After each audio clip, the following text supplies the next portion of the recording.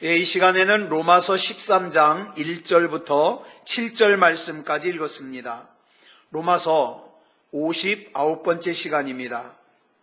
자, 오늘 본문 1절 말씀 로마서 13장 1절은 이렇게 시작합니다. 각 사람은, 여기서 말하는 각 사람이란 모든 사람을 뜻합니다.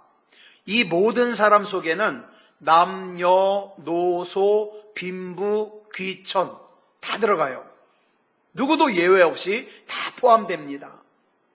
그 다음에 나오는 것이 뭐냐면 위에 있는 권세들, 이 위에 있는 권세들이란 권력을 잡고 있는 통치자들을 뜻합니다. 오늘 본문 말씀은 지금 우리나라가 한참 정치적으로 혼란스럽잖아요. 이러한 때의 중요한 말씀이에요. 이 정치적인 문제에 있어서 아주 중요한 말씀이에요. 우리는 앞에서 로마서 12장 10절부터 21절까지 해서 우리가 예수님을 구주로 영접한 구원받은 사람으로서 내 혈족과는 어떤 관계를 가져야 되느냐, 교우와는 어떤 관계를 가져야 되느냐, 교회 밖에 있는 그리스도인들과는 어떤 관계를 가져야 되느냐, 또 내 이웃과는 어떤 관계를 가져야 되느냐, 나를 핍박하는 사람, 심지어는 내 원수된 사람과는 어떤 관계를 가져야 되느냐 쭉 살펴봤어요. 오늘은 통치자와의 관계가 어떠해야 되느냐 이 말입니다. 본문 1절은 권세들에게 복종하라 그랬어요. 복종하라. 이 복종하라는 단어는 순복하라는 뜻의 단어예요. 그 헬라어의 문자적인 그대로의 뜻은요, 위로 올라가려고 하지 말고 아래에 거한다 뜻이에요. 예? 바꿔 말하면 내 위에 있는 사람을 인정하라는 뜻이에요. 내 위에 있는 사람을 인정하라. 그러면 왜 통치자들을 인정하고 그들에게 복종해야 됩니까?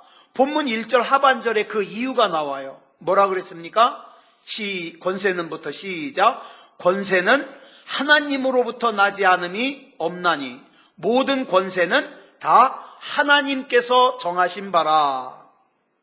자, 지금 본문 1절에 보니까 권세들, 권세 이렇게 나오잖아요. 근데 이게 좀 의미가 달라요. 이 권세가 단수로 나올 때는 절대적인 하나님의 권세를 뜻해요. 근데 복수로 나올 때에는 사람이 가진 권세를 뜻해요. 그런데 이 권세에 해당하는 헬라어가 엑수시아거든요. 엑수시아인데, 자, 하나님이 가진 권세는요, 이거는 사람이 절대 흉내낼 수 없는 권세예요. 하나님의 절대적인 권세. 예를 들어 볼까요? 누가복음 12장 5절 말씀 우리 같이 읽겠습니다. 시작. 마땅히 두려워할 자를 내가 너희에게 보이리니 곧 죽인 후에 또한 지옥에 던져 넣는 권세 있는 그를 두려워하라.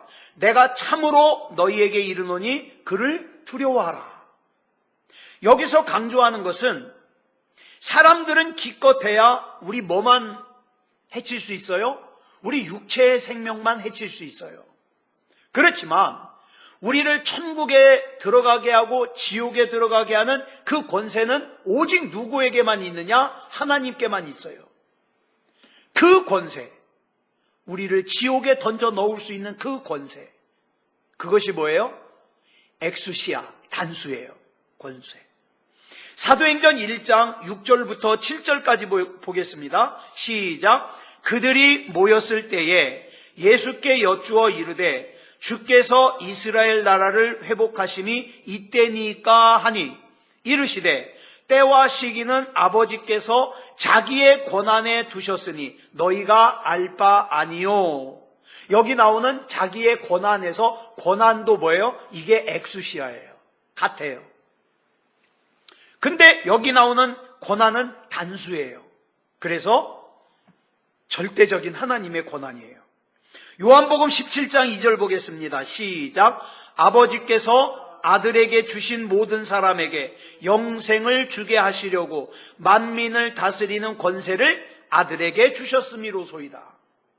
자, 성부 하나님께서 하나님께 속한 엑수시아 단수를 누구에게 주셨어요? 성자 하나님이신 예수님께 주셨어요.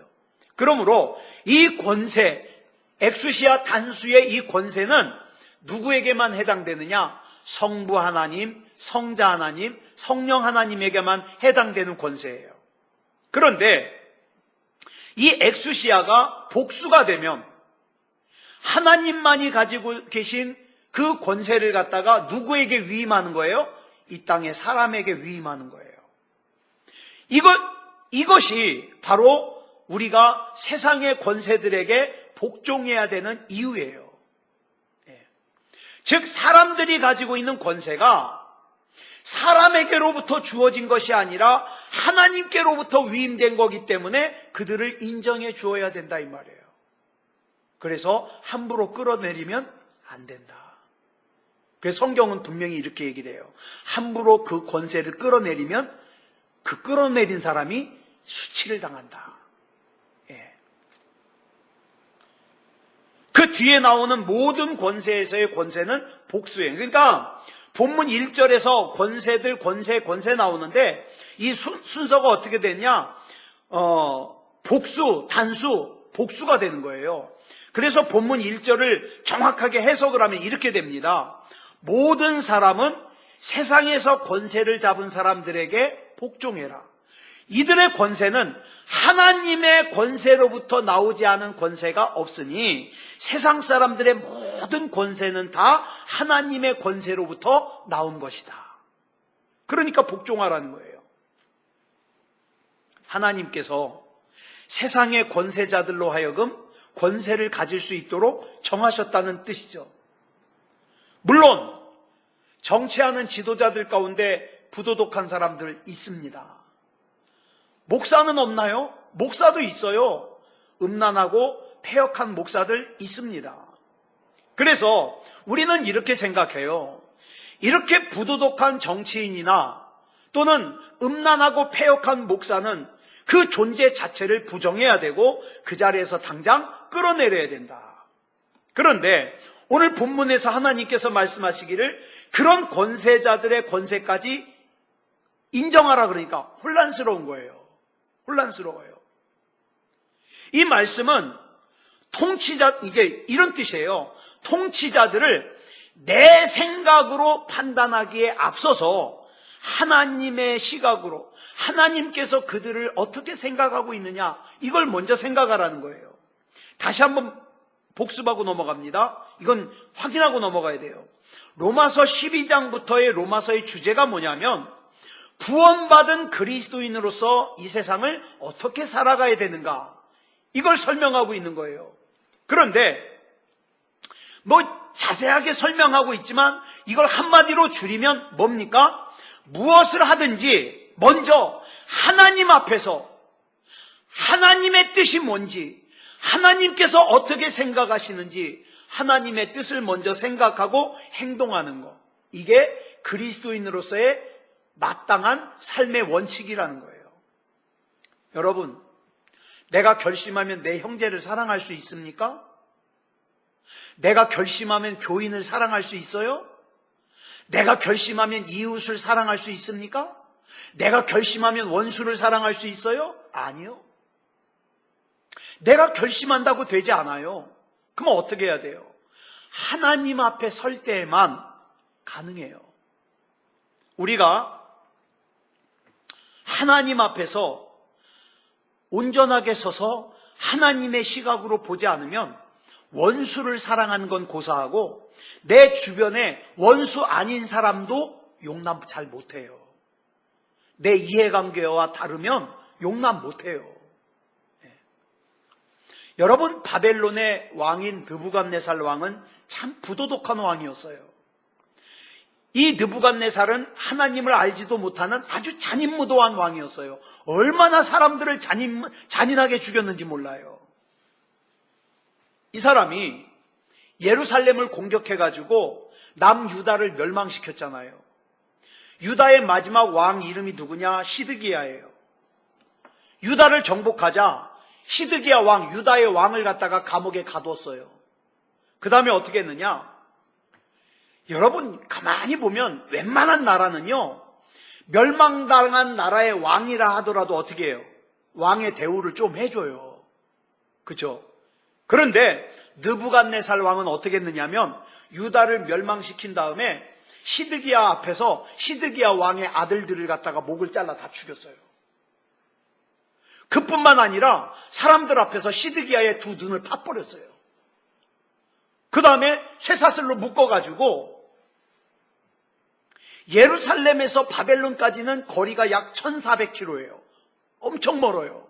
여기 걸어서 가려면 약 3달, 4달 걸리는 거리예요. 그 먼 거리를 갖다가 시드기야를 쇠사슬에 묶어서 두 눈을 팠으니 앞이 보입니까? 질질 끌고 갔다는 거예요. 바벨론으로. 이토록 잔인한 왕이 느부갓네살이에요. 그런데 예레미야 25장 9절을 보면 참 이해할 수 없는 내용이 나와요. 하나님께서 이 잔인한 하나님을 알지도 못하는 느부갓네살 왕을 뭐라고 불러요? 내 종 바벨론의 왕 느부갓네살, 이렇게 불러요. 아니 어떻게 이렇게 하나님을 알지도 못하고 잔인하고 패역한 사람이 하나님의 종일 수 있습니까? 하나님께서는 이 잔인하고 패역한 느부갓네살 왕을 들어 하나님을 거역하는 이스라엘 백성을 때리는 막대기로 사용했기 때문에 종이라는 거예요. 이스라엘 백성이 하나님 앞에서 바로 설 수 있도록 징계하기 위해서 느부갓네살 같은 매가 필요하다 이 말이에요. 네, 매가. 지금 우리나라의 교회가 정치적으로 많이 압력을 받는다고 얘기를 합니다. 근데 저는 이렇게 생각해요. 저는 이스라엘 백성과 느부갓네살 왕을 보면서 그게 아니라 오늘날의 우리 대한민국의 교회는 이런 정권으로부터 압력받는 게 필요하기 때문에 하나님께서 압력을 가하신다 생각해요. 왜냐하면 이제까지 너무 풀어놨더니 어떻게 해요? 그냥 욕심만 충만하고 말이죠.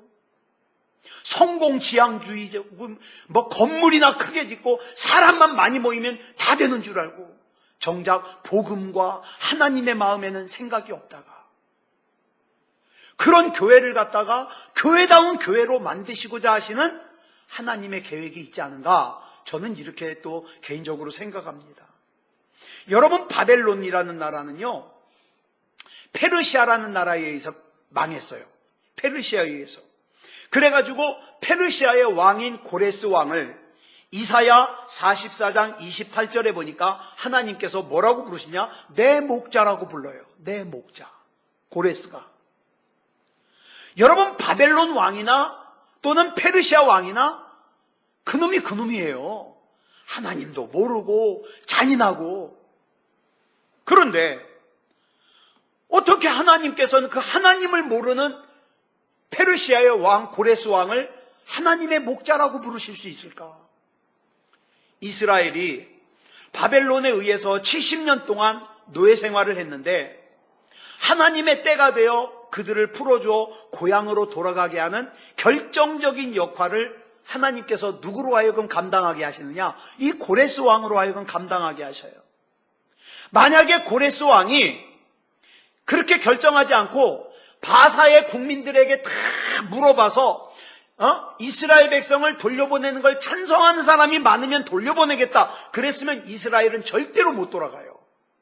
왜냐하면 이스라엘 사람들을 노예로 이용하면 바사 사람들이 힘들이지 않고 일할 수 있고 또 부를 축적할 수 있고 권력을 누릴 수 있는데 그거 돌려보내겠어요?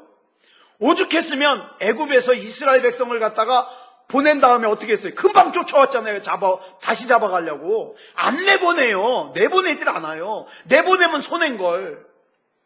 기득자뿐만 아니라 사회 전체가 약자를 착취하고 이용해서 조금이라도 다른 사람이야 죽을 둥 살 둥 나만 편하면 되고 내가 조금이라도 더 이익을 얻으면 된다고 생각하는데 그거 내보내겠습니까? 안 내보내죠.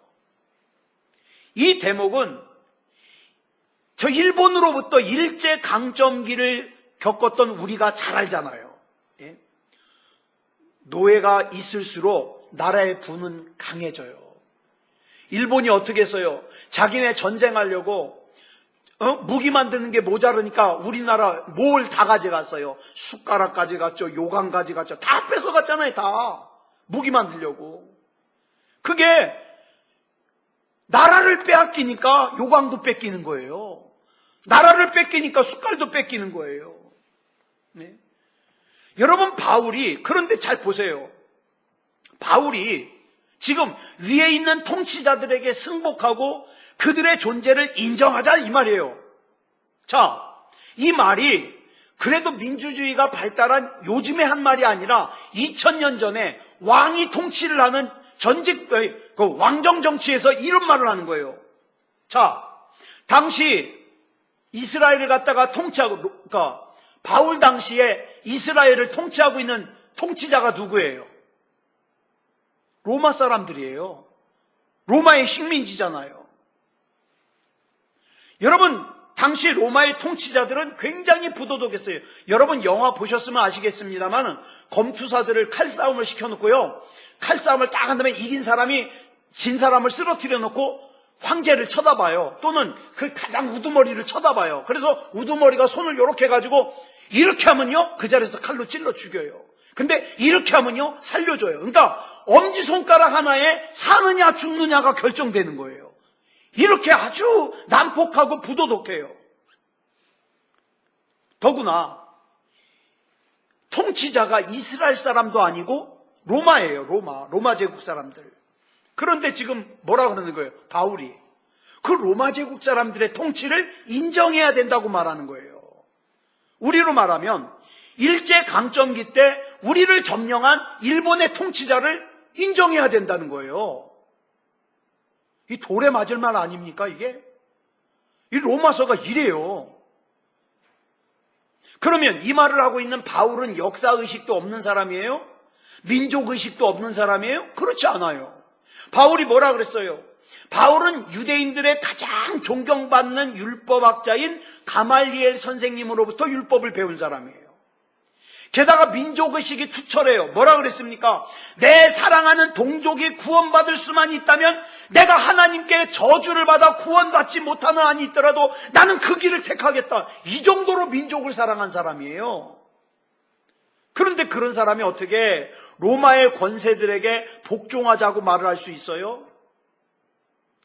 바울은 그 권세를 통해서 역사하시는 하나님의 손길을 볼 수 있기 때문에 그러는 거예요. 로마의 권세들은요, 어느 나라보다도 정복욕에 사로잡혀 있었어요.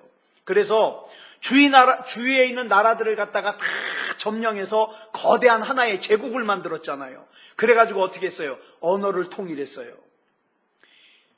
라틴어나 헬라어만 쓰면요, 로마 제국 어디를 가든지 말이 통해요. 그리고 이 지역에서 저 지역으로 가는데 행정적 불편이 없어요. 왜? 하나니까. 옛날 그 로마 제국이었던 곳이요, 지금요 수십 개의 나라로 쪼개져 있어요. 만약에 오늘같이 수십 개의 나라로 쪼개져 있었다면 어떻게 해요? 이 나라에서 저 나라로 건너가려면 얼마나 또 행정수속이 복잡합니까? 근데 바울은 그냥 가면 돼요. 그냥 가면 돼요. 넓은 도로도 만들어 놨어요. 그 다음에 돈도요. 여러분, 우리는 어때요? 일본 가려면 일본 환전해야 되죠. 중국 가려면 중국 환전해야 되죠. 근데 로마 제국에선 돈이 다 통일돼 있어요. 환전할 필요가 없어요. 게다가 기록에 보면요, 로마 제국 시대 때 로마 군인들이 주둔해 있는 곳은요, 치안 상태가 아주 좋아요. 범죄가 없어요. 범죄가. 자, 그러니까 얼마나 복음을 전하기가 좋아졌냐 이 말이죠. 사도들이 복음을 전하러 다닐 때 정말 그렇게 생각해요. 나라가 오늘처럼 수십 개로 쪼개져 있었다면 아마 그렇게 복음이 빨리 전파되지 못했을 거예요. 채 300년이 되기 전에 전 유럽에 복음이 전파될 수 있었던 것은 절대 우연한 사건이 아니에요. 이후 서구 사회의 역사, 문화, 사상의 중심에 뭐가 들어섰어요? 기독교가 들어섰어요. 그래서 역사학자인 아놀드 토인비가 이런 말을 했어요. 바울의 발걸음이 닿는 곳마다 문화가 밝아왔다. 문명이 밝아왔다. 여러분, 기독교는 복음만 간 게 아니에요. 복음이 들어가는 곳마다 문명이 발달했어요. 우리는 영국이 자기네들이 신사의 나라라 그러잖아요. 천만의 말씀이요. 이 영국에 복음이 들어가기 전에는요, 이 앵글로 섹슨족, 이 영국 사람들이요, 무식한 사람들이에요. 야만인들이에요. 근데 거기에 복음이 들어가니까 어떻게 해요? 신사의 나라가 되잖아요. 그래서 하나님께서는 이런 하나님의 뜻에 의해서 일하시는 걸 바울이 알기 때문에 그런 말을 하게 된 거죠. 그렇지만 우리가 절대로 이 말씀에서 오해하면 안 돼요. 그러면 정치하는 사람들이 정치를 잘하든지 못하든지 그냥 있어야 되느냐? 그게 아니에요. 우리는요, 부도덕한 정책이나 부도덕한 정권에는요, 할 말을 해야 돼요. 할 말을 해야 돼요. 예? 절대로 동성애 얘기하면요, 목에 칼이 들어와도 그건 용납하면 안 돼요. 예? 그 다음에 지금 참 무서운 일인데 우리나라의 정권을 쥐고 있는 집권당에 공산주의 사상이 물든 사람들이 많아요. 예? 절대로 이 나라 이민족 안에 북한 공산당의 사상인 주체 사상을 들여놓아서는 절대 안 돼요. 이건 정말 목숨 걸고 막아야 돼요. 우리가 흔히 주사파 그러잖아요. 그 주사파, 그 사람들이 누구예요? 그게 바로 북한의 주체 사상을 갖다 받아들인 사람들이에요. 주체 사상을 줄여서 주사라 그러거든요. 그 옛날에 그 문재인 대통령 비서실장 했던 임종석 씨라든가 이런 사람들 다 주사파잖아요. 절대 이걸 받아들이면 안 돼요. 그 다음에 또 하나, 인권을 빙자해서 우리나라의 기반을 흔드는 거, 이거 받아들이면 안 돼요. 근데 중요한 것은 그럴 때라도 그냥 내 의견만 옳다고 한쪽에선 광화문에서 한쪽에선 서초동에서 으쌰으쌰 하면서 데모할 게 아니라 그건 하나님의 방법이 아니에요. 중요한 건 뭐냐면 이 정책을, 이 사람을 하나님이 보실 때는 어떻게 보시는가? 철저하게 하나님께서 그들을 권세자로 세우신 뜻을 생각해보자 이 말이에요. 생각해보자. 하나님의 신비스러운 공간을 보고자 하는 신앙의 여유가 없으면요, 결국 뭐가 돼요? 내가 심판자가 돼요. 내가 심판자. 그래가지고 어떻게 해요? 뭐 다 뒤집어 엎어야 된다는 둥, 예? 끌어내려야 된다는 둥, 막 이런 소리를 하게 되는 거죠. 그러다 보면 지난 주일날 말씀드린 것처럼 우리는 하나님의 방법은 생각하지도 않고 뭐만 생각해요? 인간의 방법을 먼저 생각하는 거예요. 절대 그러면 안 된다는 거죠. 자, 본문 2절 보겠습니다. 시작. 그러므로 권세를 거스르는 자는 하나님의 명을 거스름이니 거스르는 자들은 심판을 자취하리라. 하나님의 신비스러운 공간을 무시하고 자기의 생각만을 옳다고 생각해서 자기 자신이 심판자가 되면 오히려 그 사람은 하나님의 심판을 받을 수 있다는 거예요. 하나님의 심판. 그렇다면 우리는 세상의 권세자들인 통치자들이 어떻게 하든 그러면 아무 말도 않고 입 딱 닫고 가만히 있어야 되느냐? 아니란 말이죠. 예. 여러분, 하나님의 모든 계명은요, 일방적이질 않아요. 십계명 가운데 하나님께서 나 외에 다른 신을 섬기지 말고 어떤 형상도 만들지 마라. 이게 나왔으니까 그러면 하나님께서 우리에게 잘하시든 못하시든 상관없이 우리는 그냥 하나님만 섬기고 하나님의 하나님 형상 만들지 말고 하나님만 섬겨야 되느냐? 그런 말이 아니에요. 여러분, 이 1계명에는 이런 뜻이 함축되어 있어요. 하나님께서는 저와 여러분을 향한 하나님이 행하셔야 될 이 의무를 다 하시는 거로 우리는 인간으로서 하나님을 향한 우리의 의무를 해야 된다 이 말이에요. 하나님은 이미 우리를 향한 의무를 다 하셨어요. 지금도 하고 계세요. 예? 우리는 떨리지만. 예? 이번에 우리 토요일날 우리 지혜 시험 보지만 얼마나 떨립니까? 저는 수험생 부모가 많이 돼봤잖아요. 얼마나 떨려요. 피가 마르죠. 근데 중요한 게 있어요. 부모가 해줄 수 있는 게 없어요. 걱정밖에, 염려밖에, 기도밖에. 근데 이 말씀이 중요한 거예요.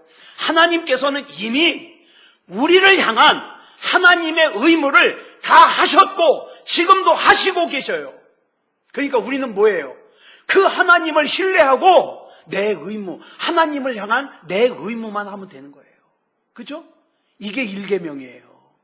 그냥 무슨 하나님이 억한 심정이 있어가지고 내가 너희들에게 잘하든 말든 너는 나만을 섬겨라. 아니라니까요. 이건 하나님을 모르는 거예요.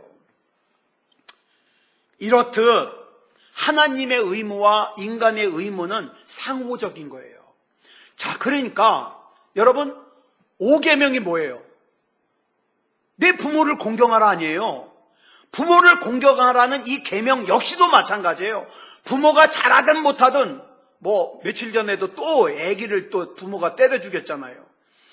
그런 부모들을 만나든 뭐하든 하여튼 자식들은 부모에게 효도해라. 그게 아니에요. 부모는 부모로서 자식에게 대한 그쵸? 내가 해야 될 도리를 다 하고 자식은 자식으로서 부모에게 해야 될 도리를 다 하라. 조금 전에도 말씀드렸지만 우리 교회 좀 출석하셨던 저희 외숙모님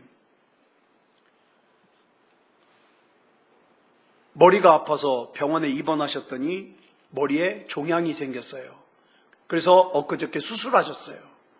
근데 이 종양이 나중에 검사해 보니까 악성이에요.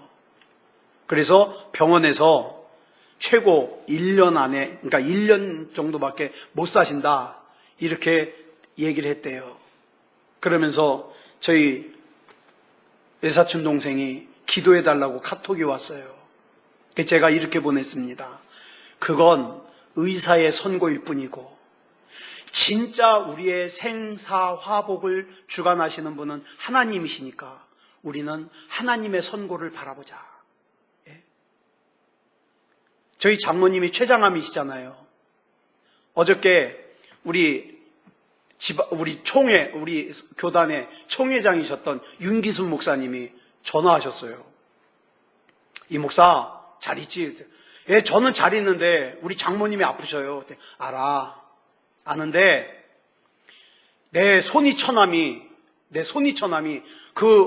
이 목사 어머님하고 비슷한 나이에 췌장암을 걸렸는데 병원에서 6개월밖에 못 산대. 근데 지금 6년 더 살았어. 근데 지금 사는 거 보니까 10년은 더 살 것 같아. 80이 넘었는데. 그러면서 하시는 말씀이 의사의 선고는 의사의 선고일 뿐이고 하나님의 선고는 다르다. 제가 은혜를 받았어요. 그게 병뿐만 아니라 우리 인간사가 그래요. 사람의 말에 좌지우지 되는 것이 아니라 우린 뭐예요? 우린 하나님 믿잖아요. 하나님이 우리의 절대 주권자잖아요. 그러면 우리는 뭐예요? 나는 그저 죽은 나사로가 묻혀있는 돌에 문을 옮겨 놓으라 그러면 내가 할 수 있는 것만 하는 거예요. 하나님, 내가 할 수 있는 돌의 문을, 돌문을 옮기는 건 옮겨놨습니다. 이제 살리시는 것은 그건 제가 할 일이 아니라 하나님이 하실 일이니까 하나님이 살려주십시오. 하나님 앞에 기도하고 맡기는 거죠. 그러므로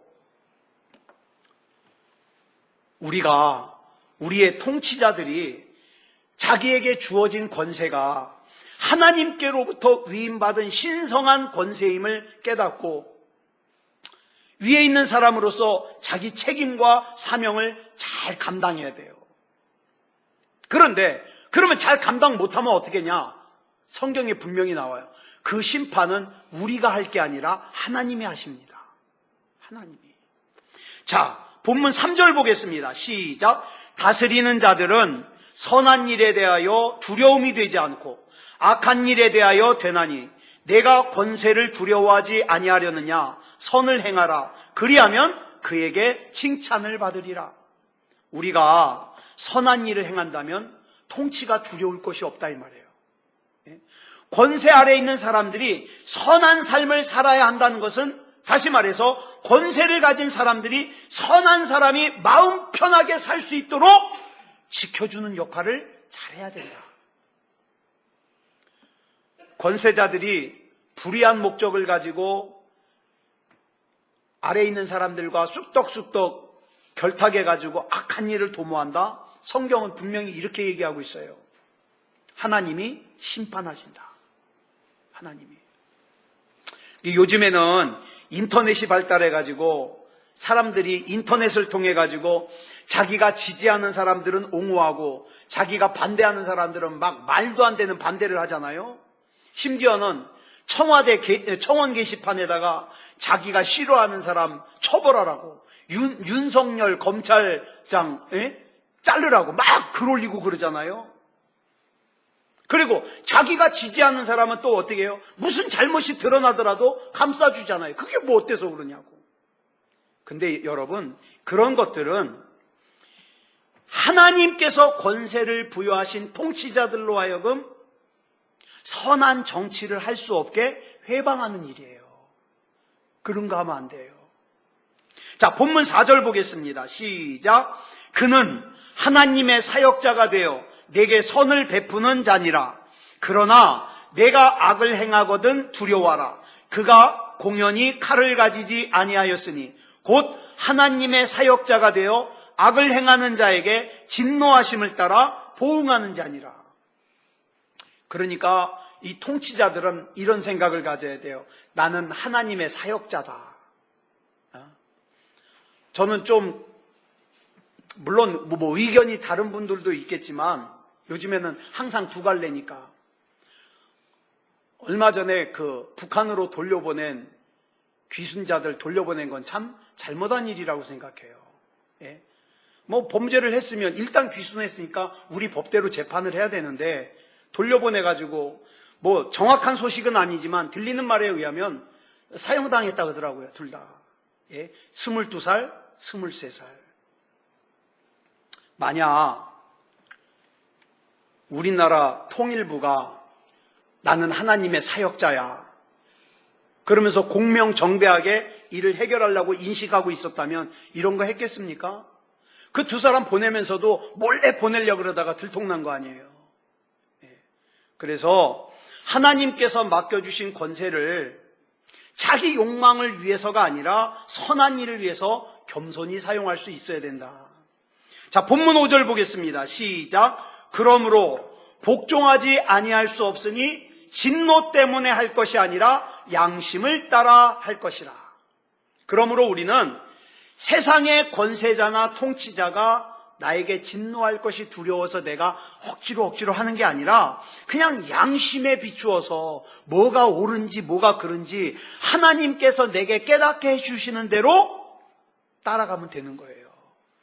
내가 하나님을 진짜로 믿는 신앙인으로서, 한 나라의 국민으로서 내 양심에 맞게 살아야 한다는 것은 권력을 지니고 있는 사람들 역시 그들의 양심에 합당하게 그 권력을 사용해야 된다는 거죠. 자, 본문 6절로 7절 보겠습니다. 시작. 너희가 조세를 바치는 것도 이로 말미암음이라. 그들이 하나님의 일꾼이 되어 바로 이 일에 항상 힘쓰느니라. 모든 자에게 줄 것을 주되 조세를 받을 자에게 조세를 바치고 관세를 받을 자에게 관세를 바치고 두려워할 자를 두려워하며 존경할 자를 존경하라. 어떤 세금이든지 바쳐야 할 세금은 정당하게 바치고 세금을 거두어 집행하는 사람은 사리와 법도에 맞게 집행해야 된다. 만약 권세자들이 지켜야 될 법도를 지키지 않았을 땐 그러면 어떻게 해야 되느냐? 전도서 5장 8절 보겠습니다. 시작. 너는 어느 지방에서든지 빈민을 학대하는 것과 정의와 공의를 짓밟는 것을 볼지라도 그것을 이상히 여기지 말라. 높은 자는 더 높은 자가 감찰하고 또 그들보다 더 높은 자들도 있음이니라. 권세자들이 서슴없이 잘못을 행한다면 그 위에 있는 최종 권세자이자 역사를 주관하시는 하나님께서 심판하신다. 그래서 성경의 역사를 보면요, 패역한 길을 걸은 세상의 통치자들은 하나님에 의해서 모두 심판받았어요. 그러므로 권세자들은 자신들에게 권세를 맡겨주신 하나님의 심판을 두려워함으로 그 자기가 맡은 사명을 감당해야 돼요. 우리는 어떤 의미에서든지 누군가를 다스리는 동시에 어떻게 해요? 다스림을 받아요. 부모님도 그래요. 나는 내 자녀를 다스림과 동시에 어떻게 해요? 부모님으로부터 다스림을 받아요. 내가 다스리는 위치에 있든지 다스림을 받는 위치에 있든지 상관없이 우리는 뭘 중요하게 봐야 되느냐? 최후의 권세를 가지고 계시는 하나님 아래서 옳게 생각하고 옳게 판단하고 옳게 살아야 돼요. 바로 그 하나님의 권세 아래에서 내가 다스림을 받는 사람으로서 혹은 다스리는 사람으로서 내 몫을 다해갈 때 내 삶을 중심으로 해서 어떻게 합니까? 밝아지는 거예요. 내가 잘못한 것에는 눈 감고 다른 사람의 조그만 잘못도 드러내고 그러면 안 되죠. 하나님이 보고 계시는데, 그렇죠? 그래서 우리가 하나님 앞에서 올바로 생활하는 그런 하나님의 자녀다운 저와 여러분들이 되시기를 그리스도 예수님의 이름으로 축복합니다. 기도하겠습니다. 사랑의 아버지 하나님, 감사합니다. 오늘 로마서 13장 살폈습니다. 하나님,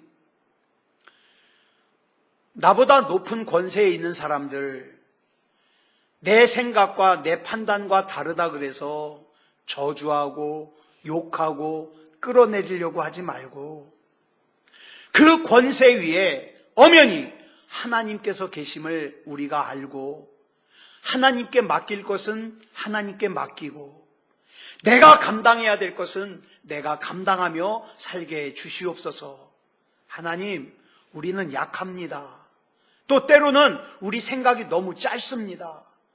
하나님의 은혜 가운데 실수하지 말게 하여 주시고 항상 하나님이라면 이 문제를 어떻게 생각하실 것인가 하나님의 뜻 안에서 생각하며 살게 해 주시옵소서.